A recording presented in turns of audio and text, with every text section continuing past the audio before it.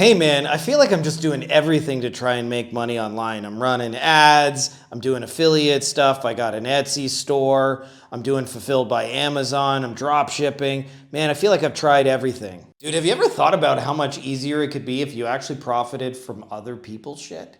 Yeah, but then how would I feel overwhelmed and underpaid? What do you want here? Do you want income or do you want emotional suffering? Dumb question, but don't I have to provide everything? Fuck no, motherfucker! Welcome to digital deal making, also known as internet capitalism. What's up, guys? It's Frankie here, and in this video, we're going to be talking about passive automated recurring income, which happens to be the title of my second book. For those of you guys who don't know me already, my name's Frankie Finn. I wrote these two best-selling books, and I'll tell you something that's really cool that I've experienced is since I really kind of got this idea and realized I wanted a money machine that runs in the background. I used to have a job about 20 years ago, my last sort of ever real job. And why do you stay at a job? Well, really it's because you know you're gonna get a guaranteed paycheck. And I'll tell you, one of the cool things that's happened is since I've kind of discovered this model is every single day of my life is payday. I was checking the numbers. Basically, for the last year, we haven't missed a single day. Even Christmas, I was surprised. And most days, I wake up and there are a whole bunch of payments that happen before I start. Now, that didn't happen immediately. I'm going to lay out the exact formula for how you guys can do this. And it's actually a lot easier than people think. I don't want to sell you the idea that it's no work, but it's smart work. If you do it smart, you can do something where you set it up once and it pays you again and again and into the future. So let's get into how to do that. Yo, it's Frankie Finn. Beach mode engaged. Looms loaded, AI's humming. Let's go! So I'll tell you guys a little story. Years ago, I was hanging out with a mentor of mine named Ken. Ken has a number of different businesses. For the most part, they do about 10 to 20 million a year. I don't know the exact numbers, but he's an 8-figure entrepreneur. And I got the chance to hang out with Ken every day for 4 months. And I was hoping to learn the game of business. And instead, I found out that I really never saw Ken work. Like he'd be like, okay, we're going to go eat some seafood. All right, Ken. And then he'd be like, okay, we're going to go on the boat. Now we're going to go to the country club. And now we're going to go watch a movie. And now I want to do some karaoke. And I remember I was like, Ken, you make so much fucking money, but I never really see you doing anything. How are you able to do this? And he said something to me that hit me like a ton of bricks. He said, well, buddy, basically, I like to do things where I can do them once and I get paid for them again and again. And when he said it, it hit me like a ton of bricks because I realized I had a lot of actually internet money in active income, but it was all like active energy sort of income where if I stopped doing it, like the paychecks would have stopped overnight. And so I wanted to create for myself, as I'm hoping that you guys want to do, is a type of income where we could do a single effort over here and the payments for it would not just be one time, but 2 times, and 3 times, and 4 times, and 5 times, and 6 times, and 7 times. And I'll tell you my oldest one of these. I actually discovered this by accident. I had a client come to me. I was running a digital marketing agency. And the client came to me and said, hey, Frankie, we know we're supposed to follow up with the leads quickly, but we just had a key employee quit and we're trying to replace her. But in the meantime, is there any way you could set up an automation so that when somebody fills out a form, it sends them valuable information and lets them know we're going to be in touch? And they said, what would you want to do that? And I was charging them like $2,500 a month or something like that. And so I wasn't really interested in making a couple of like little setup fees for software. So I just said to them, hey, as long as you buy the software from my affiliate link, I'm happy to set it up for you. And I told another client, I ended up doing this for like 5 or 6 clients. Well, I didn't know this, but that software I set up is an email automation software called Aweber. And Aweber has been paying me now for almost 10 years for something I set up. Had I known what I had, I would have kept doing it and done it for a lot longer. And I would have really focused on it, as Master Yoda says. All right, I'll give it a try. No, try not. Do or do not. There is no try. So I want to be very clear here. I'm not selling you guys the dream that you're not going to do anything, but this is very much a work smarter, which is from a single effort, we want to create income that can persist into the future. And there are really 2 parts to this passive automated recurring income. And you're going to see that when I show you this, that we're able to actually use other people's assets to do this. In fact, it doesn't require you to have an audience. It doesn't require you to have a following. It doesn't require you to have products. What it really requires you to do is have a vision of how two things together. And the analogy I use is we used to have these dances back in grade school. And at the start of them, they all started the same way. All the boys are on one side of the gymnasium and all the girls on the other. And all the boys want to talk to the girls, and all the girls want to talk to the boys, and it usually takes a few hours to do it, and sometimes it never happens at all. We just sit on the opposite side of the gym looking at each other, and these two pieces are like that. The reason I share that with you guys is a lot of times people look at that and they think, why don't these people just do it themselves? And it's because they're like a bunch of girls and boys on the opposite side. They want to talk to each other, but they don't really know how to do it. The flying marker cap. All right, so the first piece of the puzzle is what I would call distribution. And by the way, had a really awesome experience with this. I was talking to Kevin Harrington from Shark Tank at a recent event I was at, and he was telling me basically how he got rich doing this same formula, which I'm going to teach you guys right now. So distribution, in other words, is an audience of people, right? And when you get control of an audience, this is how amazing it really is.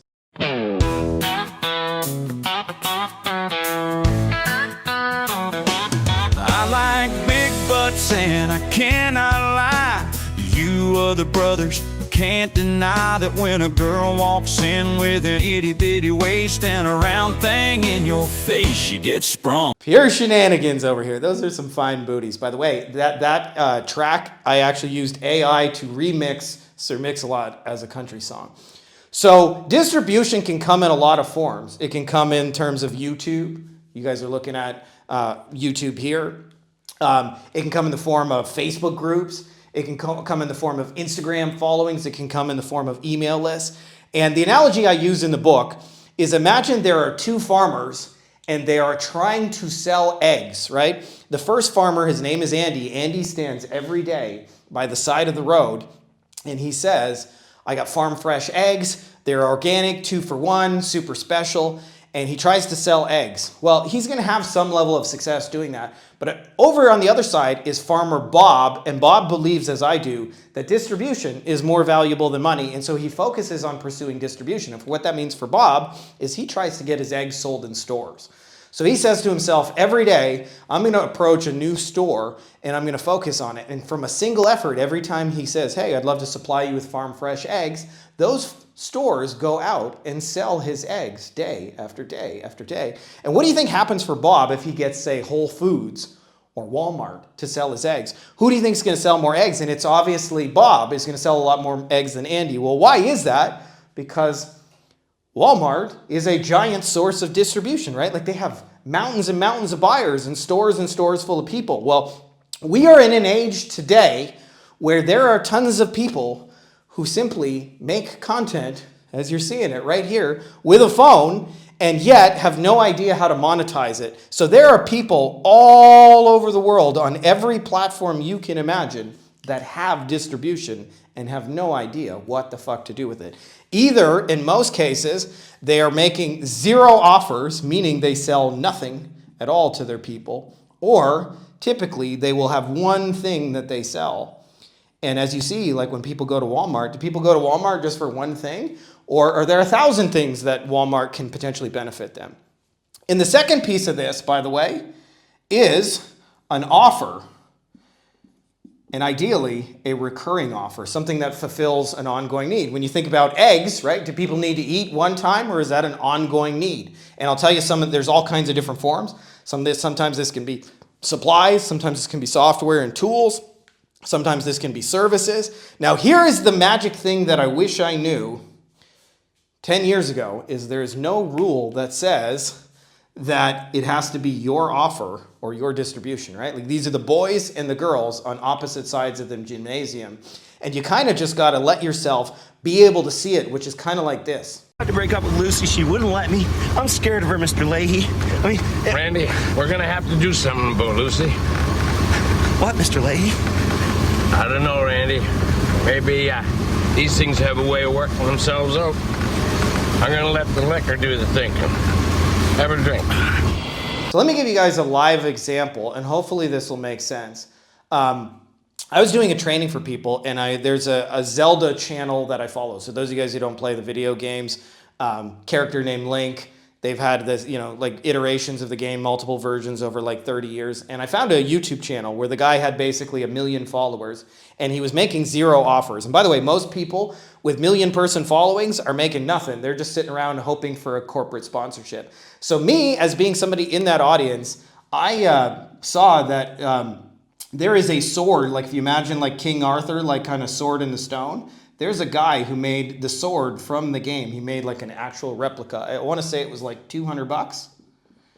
Now, again, the boys and the girls on opposite sides of the room, right? So over here we have somebody who has a Zelda channel with millions of people watching it. In fact, I think I looked at the total amount of views on the channel. It was like 500 million with a B. And over here we got a guy who sells swords for these exact kind of people. Now, do you think these two people have ever talked to each other on their own? And the answer is, of course not.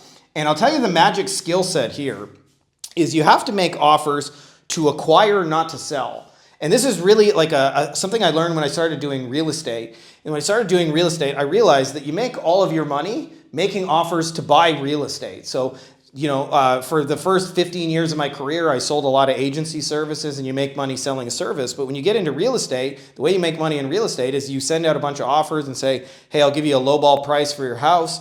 And every now and then somebody says yes, and you make a deal based on that, and you make your money when you buy the asset. Well, cool thing about digital assets is they're not like the MLS where somebody knows I got $1 million house. Often the person with a 1 million person channel that's not making any money from it and has all this work and effort doesn't know it. So they're super open to partnerships. So this is what I did. I contacted this person over here with the channel and said, hey, I got an idea to monetize your channel. And I would love to bring you a royalty payment every single week of your life by just plugging something in that your audience would really dig. Then I went to this person over here and I said, hey, I got the perfect place for you to sell a whole bunch of your sword. Would you be open to me selling your sword and getting a commission for it? And then I simply stuck those two things together, which is a single initial effort. And by the way, these are easy conversations to have because you're not selling anything to anybody. The opposite, you're saying, I want to give you money, which is kind of like this. The only way to bag a classy lady is to give her 2 tickets to the gun show.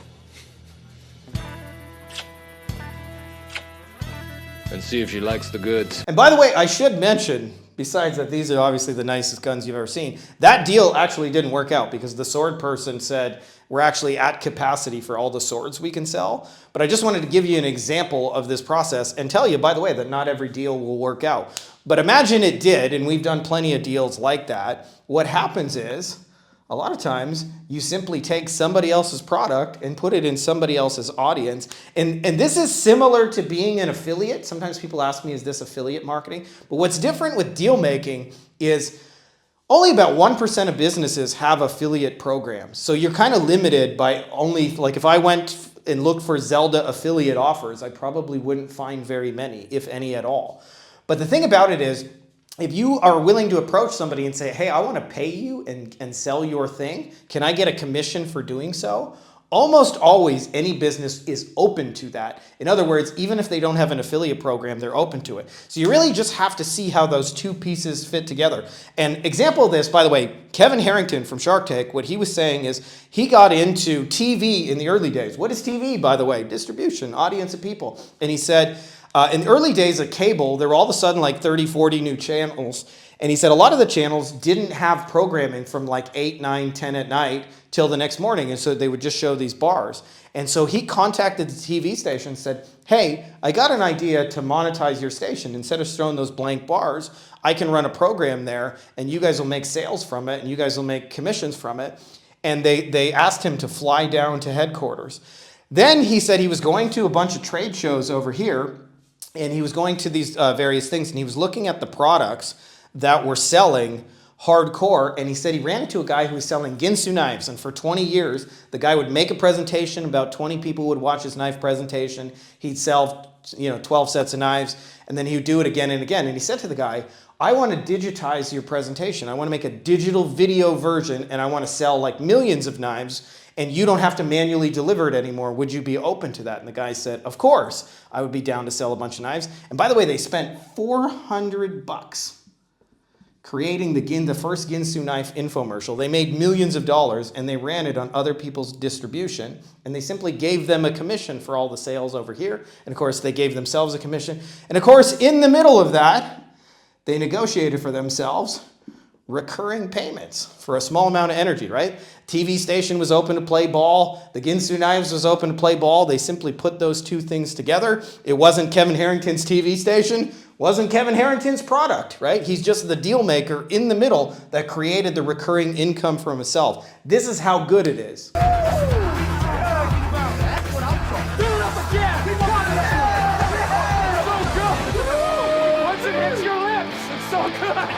So if you guys are not already subscribed, we're going to go deeper on this. I just showed you the whole playbook because a lot of times people realize this and they go, okay, that makes sense to me, but what should I do first? And I just showed you guys the whole playbook. But there really is distribution everywhere. There are influencers on Facebook.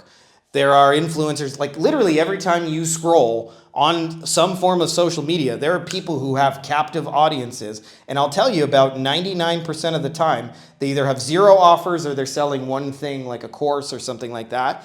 And by the way, even if they're selling lots of things, often they don't have time to create more deals. And so they're still open to making deals. And really, again, we're not messaging these people saying, I'm trying to sell you something. We're messaging these people saying, I'm trying to give you money, which, by the way, makes messaging strangers a whole lot easier, right? Like, I think of this, we sometimes buy a lot of stuff like kids' toys on Facebook Marketplace. My kids destroy everything, and so I like buying it secondhand so I don't feel like I just spent $300 on something that's smashed 10 minutes later. You parents can relate to that. And so one of the things we do is we message people and say, like, hey, can I buy your thing? And it's a super easy message, even if you've never written a cold outreach or whatever and you don't have a script or whatever. Why? Because I'm trying to give you money. Hey, like I just bought, for example, like one of those little toy Jeeps my kids can ride around. So here's my message.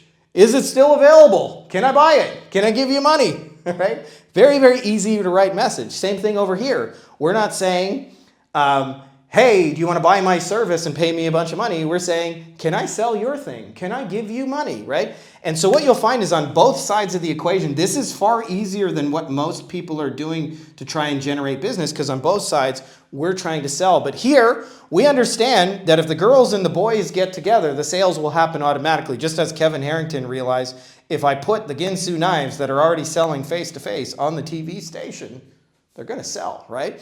So this is the magic of deal making, is you can monetize other people's flow. And one of the cool things about understanding like the underlying principles of this, the digital assets, is imagine somebody had a video, right, like online, where it got 1 million views a year or more, right? And that would mean, like, if we're breaking that down, that's like 30,000 people a day, or maybe 3,000 people a day, sorry. 3,000 people a day are consuming this video, okay? Well, 3,000 people a day. Let's say you owned a piece of real estate in New York City, right at the corner of Central Park, and thousands of people watched every day, and yet nobody was making an offer. There was no business for sale. There was no offer. Like almost always, you're going to crush it by just putting something there, anything there, right? It really doesn't matter what it is. And so this is the magic of deal making, is that you can take other people's distribution, other people's offers, because there are tons of people who own digital Times Square, own digital Central Park, and don't even know they have it, and aren't doing anything with it. And you are coming in and saying, in essence, can I give you money to develop your land? And in doing so, it makes it a very, very easy yes. In fact, anytime you message somebody and say, I want to give you money, you make it an easy yes. I don't need anything in front. Kevin Harrington didn't say, I'm going to sell you my $3,000 a month infomercial service. He didn't say to the Ginsu knife guy, I'm gonna charge you for my video editing package, right? He just focused on, hey, I'm gonna bring both of you guys money, and he put A and B together, and in doing so, created income with ultimate leverage, and that's what you guys are getting here. So if you're not already subscribed, I may want you to subscribe just for the corny dad jokes and the giant golden guns, and of course, because doing something once and getting paid again and again doesn't suck. So that's all I got for you guys in this video. May the force be with you.